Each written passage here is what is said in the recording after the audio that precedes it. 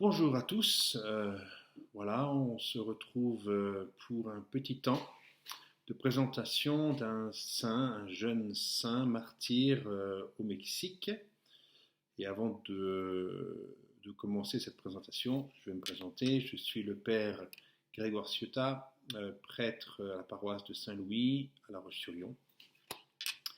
Et donc il m'a été demandé de vous présenter la vie de ce jeune martyr qui est mort à 14 ans en 1928, au cœur de cette guerre qui a duré 3 ans entre le gouvernement mexicain, dominé par la franc-maçonnerie, et les paysans mexicains, la guerre des Cristeros. Donc, je suis heureux de prendre ce temps pour vous et donc malheureusement sans vous, puisque donc nous aurions dû nous rencontrer dimanche prochain chez les franciscains de Cholet, mais ce n'est pas possible à cause du confinement. Donc l'exercice n'est pas très simple pour moi, donc devant mon écran d'ordinateur, mais je vais essayer d'être le plus clair possible. Vous m'excuserez par avance, voilà, pour les fois où je serai peut-être redondant. Voilà. Je vais donc vous présenter ce saint martyr, San José Sánchez del Río, en 3 parties. Et d'abord, je vais vous présenter un peu le contexte du Mexique, pour comprendre un peu la vie de ce jeune et surtout sa mort. Alors pour cela, nous allons nous déplacer, voilà, et je vais vous montrer ce qui est sans aucun doute la plus grande et la plus importante des raisons de cette guerre des Cristeros. Et voilà, c'est cette image de Notre-Dame de Guadalupe, voilà, qui est...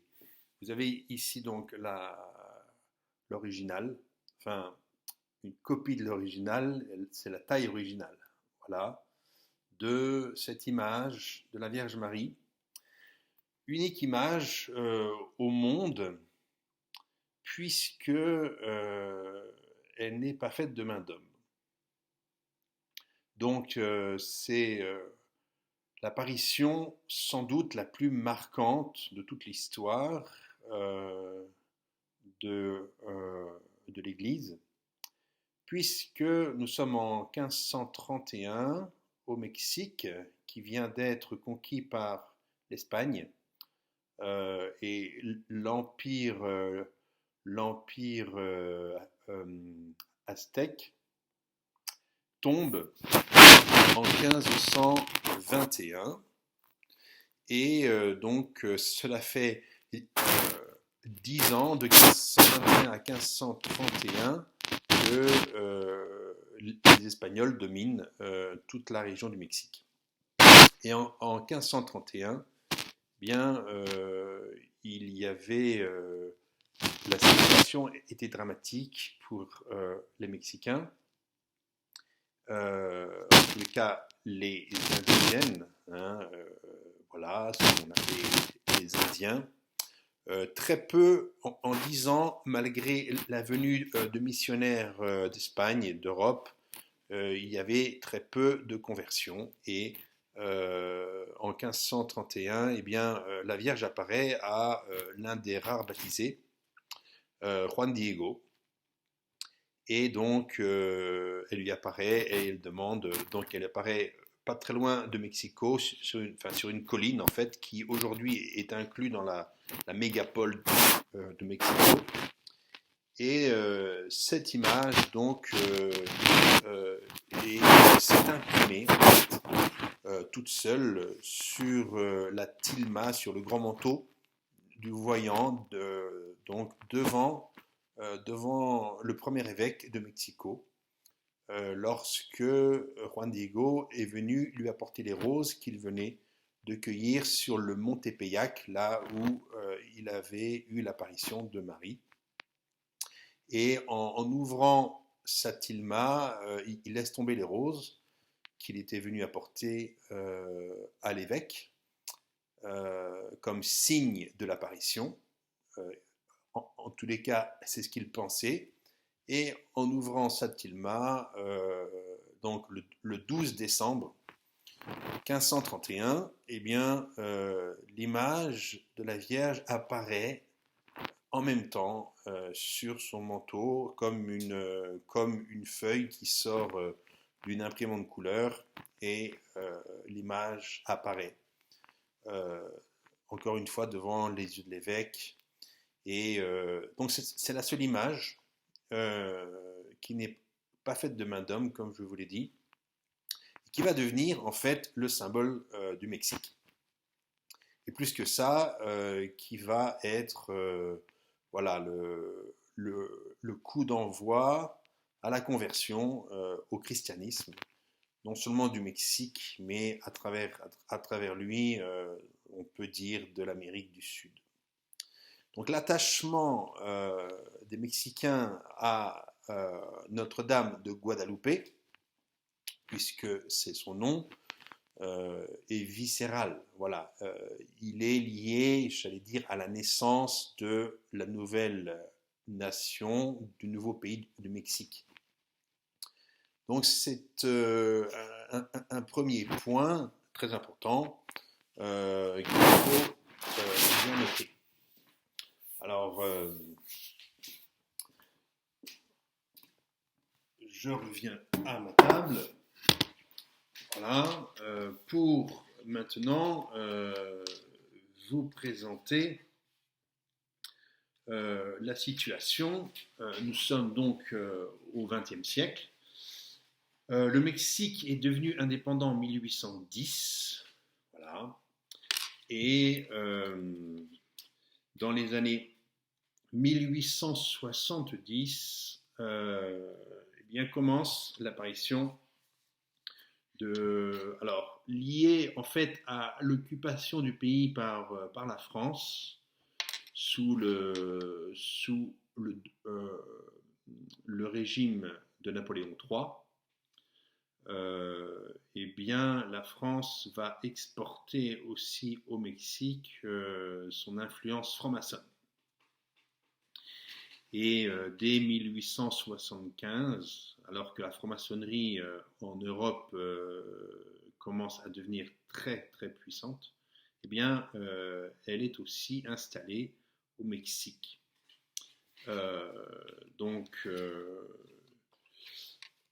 Et la franc-maçonnerie va prendre de plus en plus d'importance jusqu'en 1910 à peu près, où en fait elle prend le pouvoir et va commencer à programmer petit à petit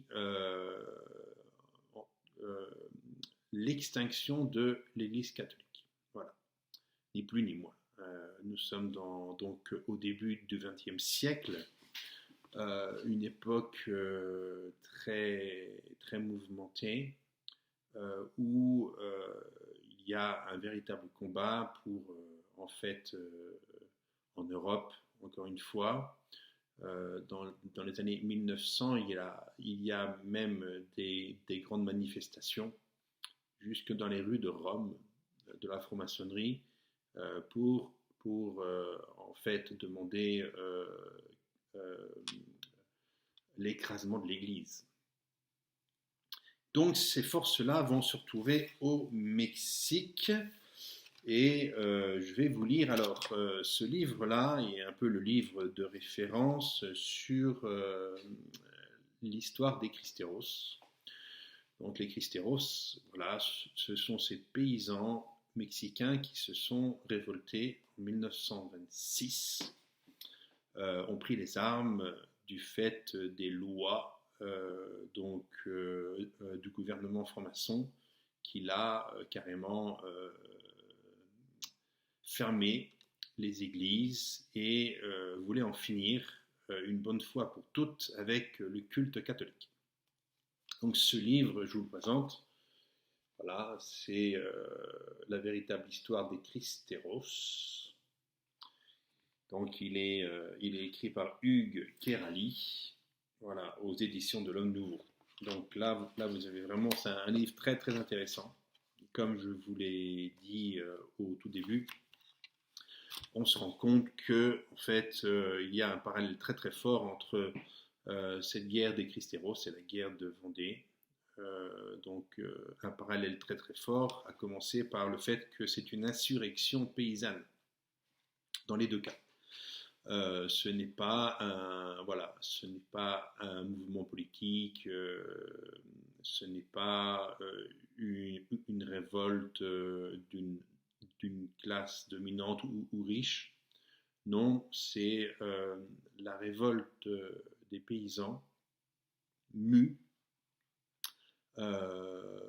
notamment et de manière privilégiée par une grande foi. En Dieu et à travers donc la foi catholique.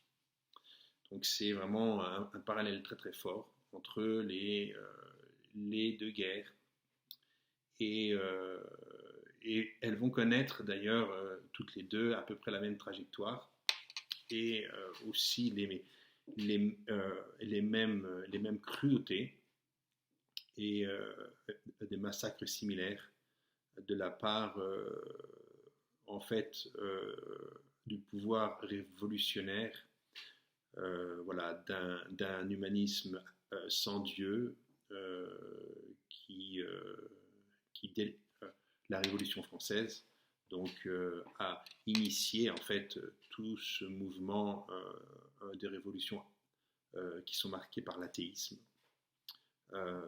et dont on voit un des effets les plus terribles en fait dans la guerre des Christéros.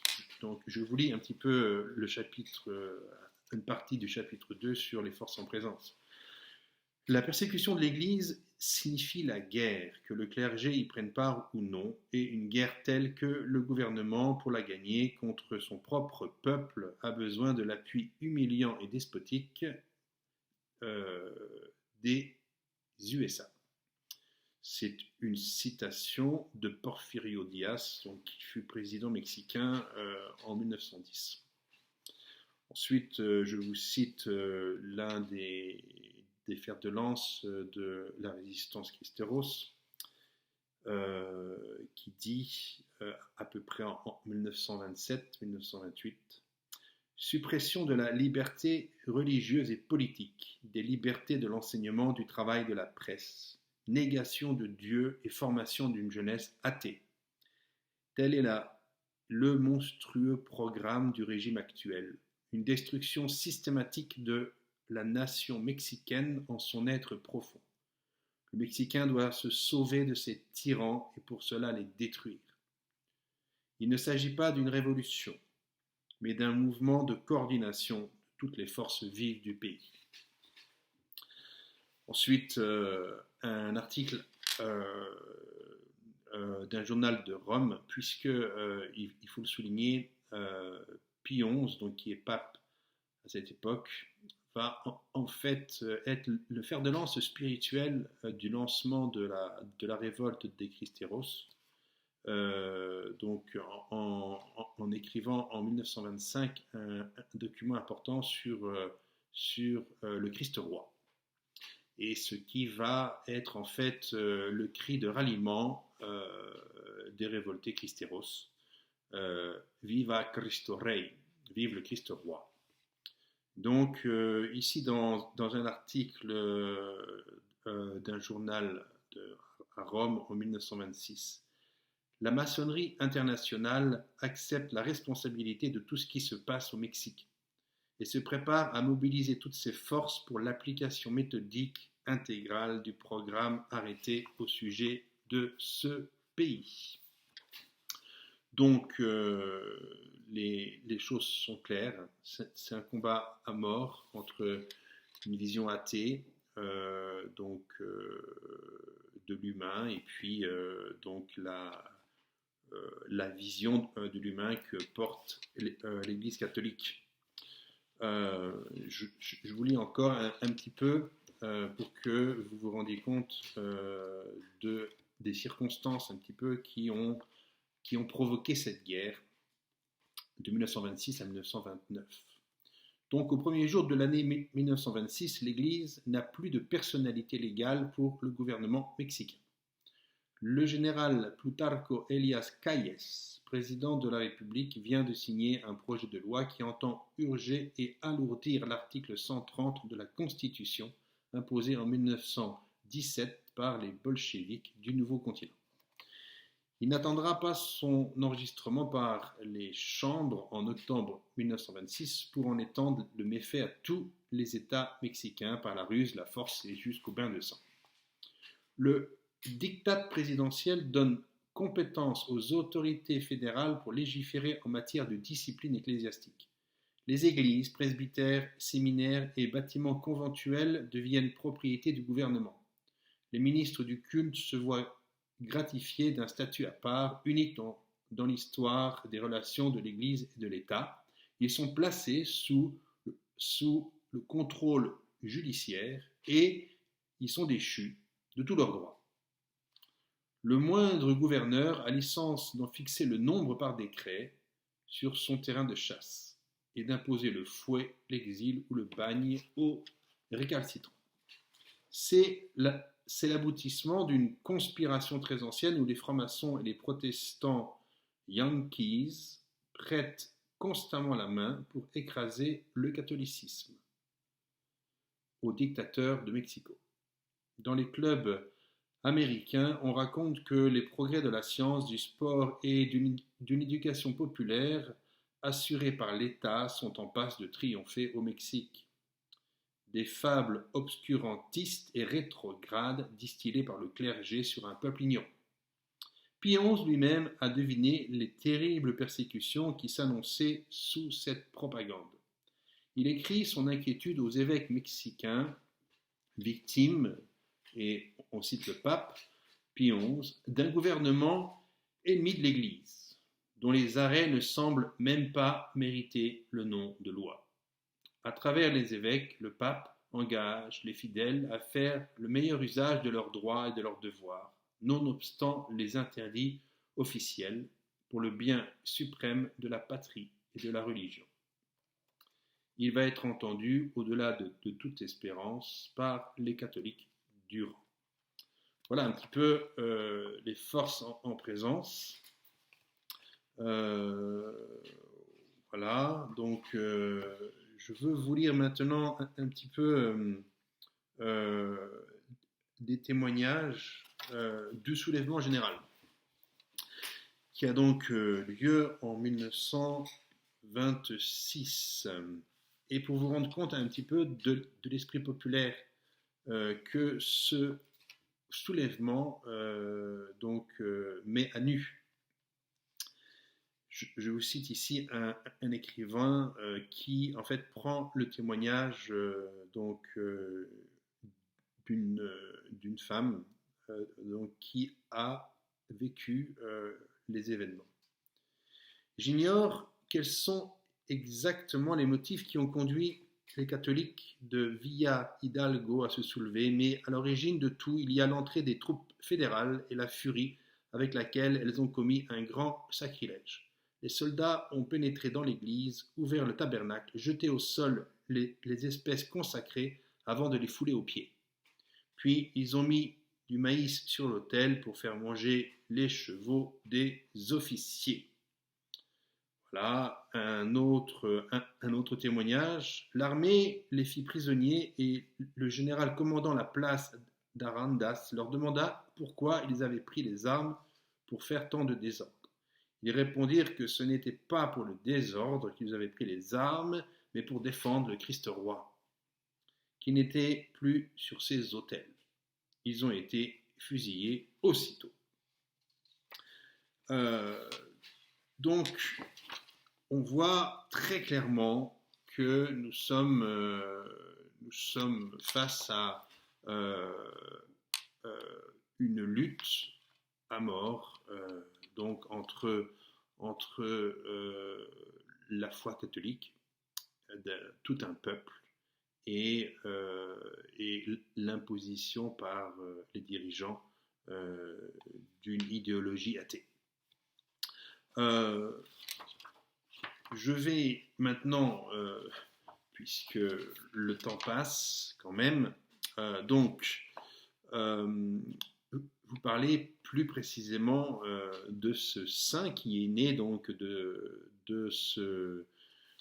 cette fournaise de la guerre des Cristeros. Donc le bienheureux José Sánchez del Río. Donc voilà, ici encore une fois son image. Voilà, il est né le 28 mars 1913 à Sahuayo, dans une famille bourgeoise du Michoacán, qui est l'un des États à peu près au centre du Mexique. Il fut assassiné le 10 février 1928 par les soldats de l'armée fédérale. Et ce petit saint, qu'on appelait aussi de son surnom de Joselito, est le plus jeune combattant martyr distingué par l'Église universelle dans l'épopée Christera, à 14 ans. Donc le 31 juillet 1926, jour de la suspension du culte public dans tous les États mexicains. Donc c'est une décision prise par les évêques et soutenue par le pape pour manifester en fait donc le refus de l'Église catholique d'accepter les lois iniques du gouvernement. Donc le 31 juillet 1926, ce jeune n'a pas encore à juste 13 ans et 5 mois. José, dès ce jour-là, donc, demande à son père et sa mère d'obtenir la permission de s'engager aux côtés des Cristeros. Sa mère lui fait valoir avec douceur qu'il est encore minuscule et risque de gêner les combattants bien plus qu'il ne saurait les aider. Et à cela, il répond « Ce n'est pas vrai, maman. Tu n'ignores pas, par exemple, que je sais ferrer un cheval et que je cuisine très bien. Tu sais aussi qu'il n'a jamais été aussi facile de gagner le ciel qu'aujourd'hui. Pourquoi m'empêcherais-tu de tenter moi aussi ma chance à cette occasion ?» Voilà la citation de cet enfant, encore, vous voyez, 13 ans, qui, ici, on voit bien, il sait pourquoi il veut s'engager auprès des Cristeros pour gagner le ciel. La mère finit par autoriser son fils à écrire au général commandant les Cristeros de Michoacán pour demander s'il accepterait de s'enrôler. La réponse est négative. Ce José est trop petit pour ainsi porter les armes, mais on le félicite de ses bonnes dispositions. Rendez-vous pour l'anniversaire de ses 18 ans. L'enfant s'accroche et écrit de nouveau au général Cristero que non seulement il est bien le meilleur pour le soin des chevaux, mais qu'il n'a pas son pareil dans l'art de faire cuire et griller les haricots, ce qui n'est pas rien, puisque c'est la nourriture de base des Mexicains. Le général se laisse attendrir et finit par répondre au gamin « Si ta mère le permet, eh bien, je t'accepte. » José, découragea en 24 heures la résistance de sa mère et devint très vite la mascotte chérie de tous les combattants de cette armée au Michoacán, qu'il appelait Tarcisio. Si vous vous rappelez, donc c'est un enfant, donc martyr sous les persécutions de Rome, qui est mort pour avoir protégé le Saint-Sacrement et qui n'a pas voulu le lâcher. et on l'a mis à mort à cause de ça. Donc, ce jeune José, dans ce camp de Cristeros, préparait le feu, il dirigeait de nuit le rosaire et les chants.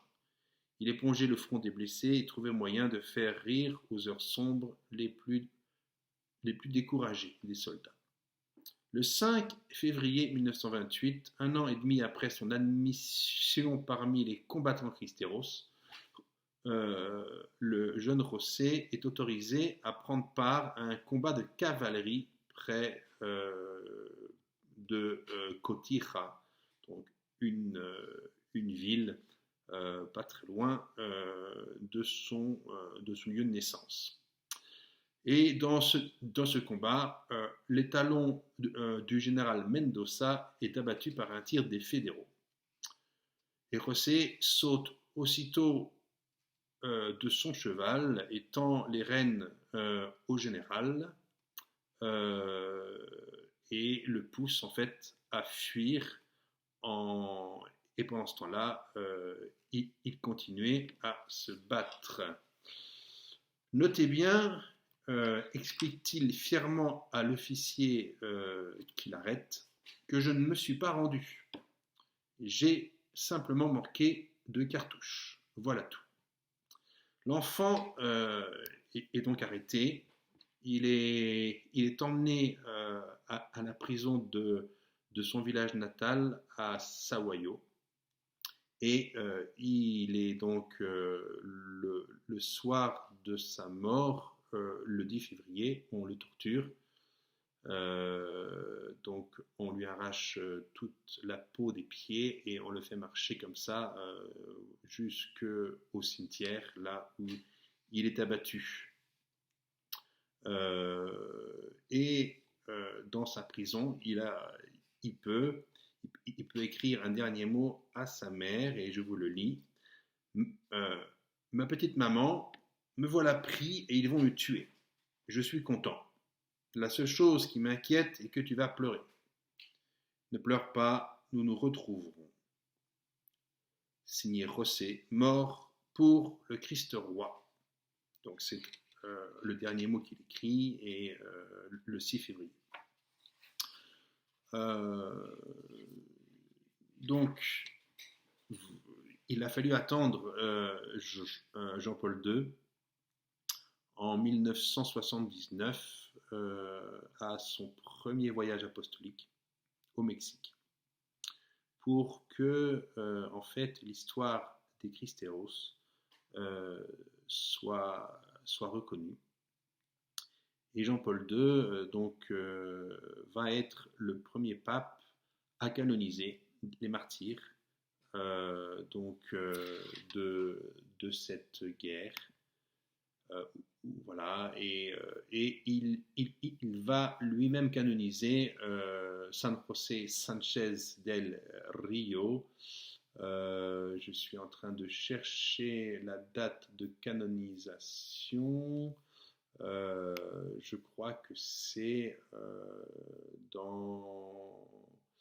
Voilà, il fut béatifié par en fait Benoît XVI le 20 novembre 2005, donc au tout début du pontificat de Benoît XVI, qui a continué en fait à mettre en valeur les martyrs de cette guerre des Cristeros. Voilà, j'aurais pu encore dire un certain nombre de choses. Bon, là, ce que l'on sait en propre de ce saint, voilà, je vous l'ai lu. Voilà, c'est donc sur cette présentation que je vous quitte. J'espère que vous avez appris un certain nombre de choses. Je vous rappelle qu'il y a le film Les Cristeros qui est sorti il y a maintenant presque 10 ans, qui existe en français, et qui relate somme toute assez bien la guerre qui a fait rage pendant ces 3 années. Et et les martyrs, et donc de la foi chrétienne.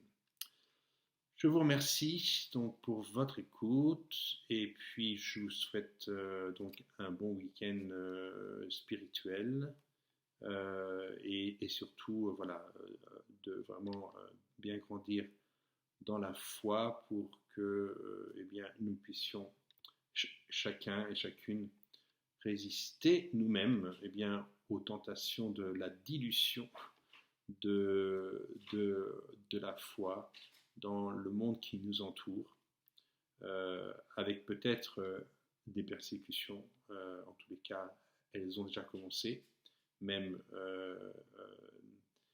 avec ces 3 morts de Nice qui ont été tués dans une église. Bien, voilà, prions pour que notre foi se renforce et qu'elle ne défaille pas devant les obstacles et les persécutions. Merci, que Dieu vous bénisse. Au revoir.